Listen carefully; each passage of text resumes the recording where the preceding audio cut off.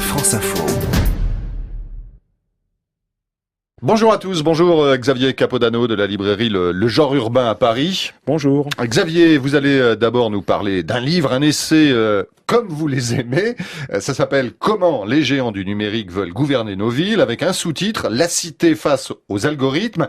Alors il s'agit, nous dit l'éditeur, du premier essai qui pose la question du rôle et de l'influence des GAFA dans les grandes villes. Les GAFA, ce sont Google, Amazon, Facebook et Apple, ces grands opérateurs du numérique. Oui, effectivement, que les applications et autres outils technologiques aient pénétré notre quotidien, il n'y a pas besoin d'être un grand expert pour s'en apercevoir. Mais dès qu'on commence à regarder cette situation à l'échelle plus haute, c'est-à-dire qu'à l'échelle urbaine, ça devient un peu plus complexe. Et c'est la force de ce livre de Jean et Jens qui va être très pédagogique et va nous montrer, point par point, un ensemble d'éléments qui organisent nos villes et comment ces points-là sont de plus en plus pénétrés par ces acteurs du numérique, par l'algorithme, vers presque ce fantasme qu'on a du mal encore à décortiquer, ce qu'on appelle la smart cities en anglais, donc la ville intelligente. Et ce qui est très intelligent dans le bouquin, c'est qu'il essaye justement de s'extraire de tout jugement de valeur pour nous donner le maximum de clés qui va peut-être nous faire comprendre ce qui se joue autour de nous. Alors que ça soit les réalités politiques, les réalités économiques, les questions de mobilité,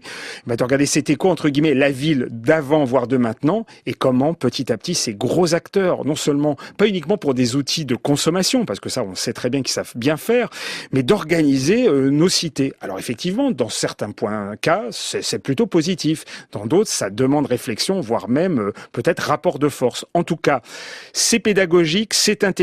Si vous voulez comprendre ce qui va se jouer dans les 10, 15, 20 ans à venir, il faut lire ce livre. Comment les géants du numérique veulent gouverner nos villes avec un sous-titre, donc la cité face aux algorithmes, et c'est signé Jean et Jens. Xavier, tout à fait autre chose. Porn Valley de la journaliste française Lorraine Ortiz, publié par Premier Parallèle. Et Lorraine Ortiz nous emmène dans l'autre industrie du cinéma californienne, l'industrie de la pornographie. Absolument. Et c'est pas exactement tout à fait autre chose au final, parce que quand on finit le livre, on voit à quel point cette industrie de la pornographie a épousé toutes ces évolutions et va continuer à le faire, c'est évident. Oui, c'est un livre vraiment intéressant de regarder ce bout de territoire hollywoodien que personne ne regarde et n'observe, à travers, entre autres, quelques portraits d'acteurs, de producteurs, d'histoires de cette industrie, de voir comment on est passé du cinéma à la vidéo VHS, au DVD et maintenant à l'Internet où c'est un robinet surpuissant, avec évidemment les fortunes colossales qui se font tout autour de ça. Donc on a ce petit espace qui peut paraître assez caricatural et éloigné de nous, pas tant que ça au final, mais surtout il est presque la métaphore de ce qui se joue dans les sociétés occidentales, dans les excès économiques, dans les excès du numérique, dans les excès de nos comportements, avec des portraits où on montre ces gloires et décadences, et surtout décadence. On voit des acteurs qui ont eu 30 ans de carrière pour finir chauffeur Uber, donc on a tout ça. Mais c'est ça qui est intéressant dans le livre, c'est qu'effectivement, on rentre par une petite porte, voire la porte de derrière de nos vies, de la vie de la société qu'on ne veut pas voir, et au final est une métaphore puissante de la société moderne, capitalistique et numérisée. Porn Valley de Lorraine Ortiz, publié par Premier Parallèle. Xavier, un roman pour terminer, ça s'appelle Le Nez Juif, c'est signé Sabine Goussoub, et c'est publié aux éditions L'Antilope. Roman très court, très vif, et très drôle, qui s'empare de tous les préjugés, évidemment, à propos de ce nez juif. Ah, c'est plus que drôle, c'est totalement déjanté, c'est malin, c'est intelligent, on rit quasiment toutes les 3 pages. Donc on a un personnage qui s'appelle Aleph, que sa mère considère comme un juif, alors savoir qu'à la base il est libanais, maronite et chrétien.